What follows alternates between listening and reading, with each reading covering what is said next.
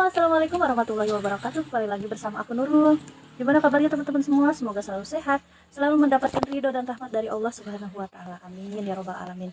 Oke teman-teman, kita lanjut ya wasiat-wasiat kemarin dari yang saya bahas dari Imam Syafi'i ya teman-teman. Nah, di sini Imam Syafi'i juga memberikan wasiat, raihlah ilmu sebelum engkau memimpin. Jika telah berbalut kekuasaan, tertutup sudah jalanmu menuju perolehan ilmu, gitu ya. Karena kalau kita sudah menguasai apa namanya, apa yang kita inginkan, gitu ya. Misalnya kita ingin jadi pejabat, kemudian kalau sudah jadi pejabat ya, kita tidak ada niatan untuk menuntut ilmu lagi, gitu. Kita nantinya bisa jadi lupa, gitu ya teman-teman. Nah, kemudian yang selanjutnya itu siapa yang menginginkan dunia, hendaknya ia memiliki ilmunya, dan siapa yang mendambakan akhirat, hendaknya ia memiliki ilmunya juga ya. Jadi man aroda dunia wa alaihi bil ilmi wa man aroda akhirah wa alaihi bil ilmi. Jadi kalau kalian ingin meraih dunia harus dengan ilmu, dan juga ingin meraih akhirat harus dengan ilmu. Nah, kemudian yang selanjutnya itu adalah seorang alim bukanlah yang ketika dihadapkan pada kebaikan atau keburukan lalu ia memilih kebaikan, akan tetapi yang ketika dihadapkan pada dua buah keburukan ia sanggup memilih yang paling kecil resikonya, gitu teman-teman.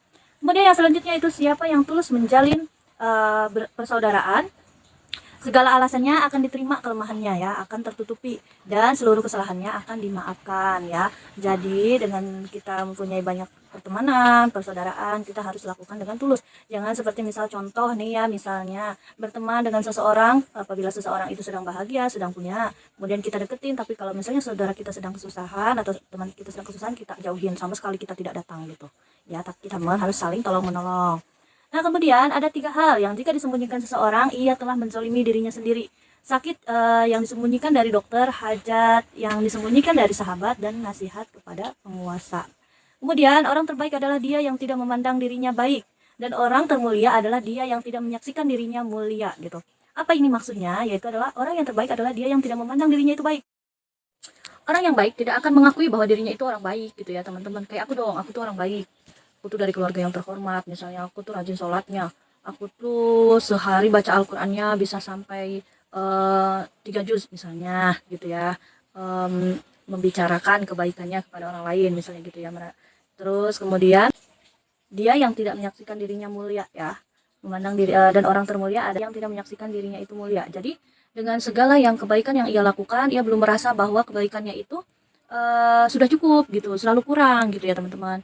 Jadi dalam ibadahnya juga selalu merasa kurang, karena kita kan belum tentu ya teman-teman, kita rajin ibadah tapi diterima sama Allah Subhanahu wa taala itu kita belum tentu gitu, belum tahu. Tapi kita harus berusaha semampu kita agar kita selalu terus beribadah ya. Urusan sah atau tidaknya itu adalah urusan Allah gitu ya teman-teman. Nah, kalau misalkan ada yang mengeluh gini, kalau misalnya kita udah kalau misalnya kita udah beribadah susah payah tapi ternyata nggak diterima, gimana itu kak, katanya. Mendingan sekalian enggak loh, gini loh, orang yang beribadah aja belum tentu masuk surga, apalagi yang sama sekali tidak beribadah gitu. Kita mikirnya ke situ ya teman-teman.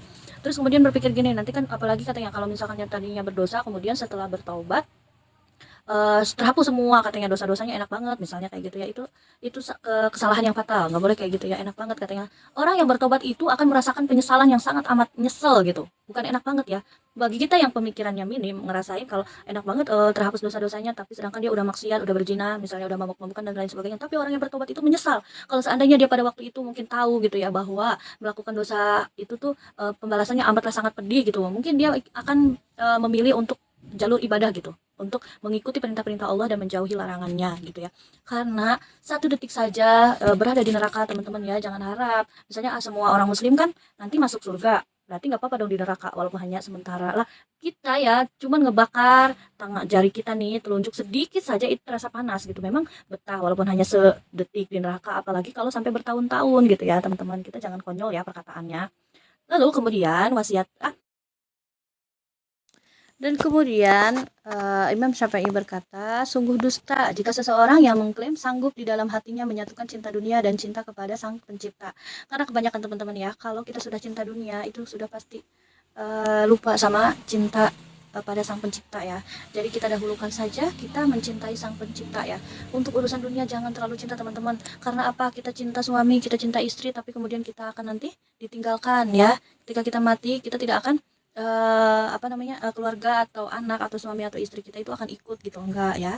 Kemudian juga orang tua gitu ya, semuanya akan ditinggalkan. Kemudian kita punya harta ketika setelah kita meninggal, kemudian harta kita diwariskan kepada anak-anak kita gitu ya. Nah, siapa yang akan merasakan harta kita selanjutnya itu adalah anak-anak kita. Jadi semuanya itu hanya sementara gitu yang kita nikmati ya. Jadi jangan cinta sama dunia teman-teman, karena di dunia hanya sementara gitu ya. Biasa aja kalau sama keduniaan ya.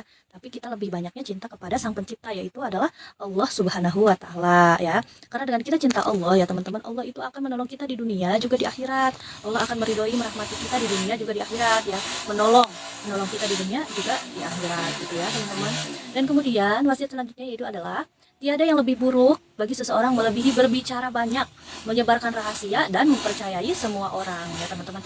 Dan di sini aku sudah melewati ya teman-teman, tidak yang lebih buruk bagi seseorang melebihi berbicara banyak, menyebarkan rahasia dan mempercayai semua orang. Jadi aku tuh selalu percaya gitu ya, selalu gampang percaya sama orang tapi akhirnya dikhianati gitu. Nah di sini tuh kita nggak boleh teman-teman ya, misalnya kita punya aib kemudian kita bicarakan dengan teman-teman gitu ya, nggak boleh teman-teman. Aib cukup kita saja yang tahu sama Allah ya teman-teman ya. Bahkan suami kita pun atau pasangan kita pun tidak harus mengetahuinya gitu. Kalau aib tutup saja rapat-rapat, dan kita pun kalau ingin aib kita ditutup oleh Allah Subhanahu wa taala, kita harus menutup aib orang lain yang kita ketahui gitu ya.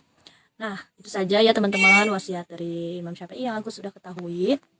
Semoga kita semua dapat mengamalkannya, dan semoga kita selalu istiqomah ya, bahwa di dunia ini hanya sementara dan kenikmatan harta yang kita miliki itu hanya sekejap, hanya sebentar. Oke, Assalamualaikum.